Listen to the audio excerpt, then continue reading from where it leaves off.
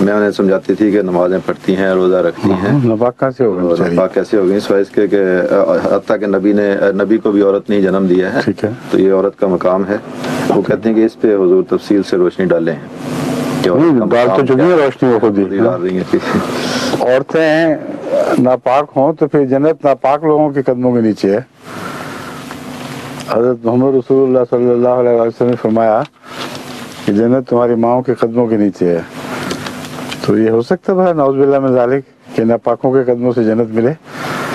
بہت پاک ہیں، پاک لوگوں کو جنم دینے والی ہیں۔ یہ تو جاہلانہ باتیں ہیں، لوگوں کی ایسی باتیں کرتے ہیں۔ بعض دن ایسے ہیں جن میں مسجد میں جانا اس لیے منع ہے کہ وہ مجبوریاں ہیں، اس وقت حفظان صحت کے تقاضے یہ ہیں کہ ان دنوں میں احتیاط کی جائے، باقی ناپاکی سے اس کا کوئی تعلق نہیں۔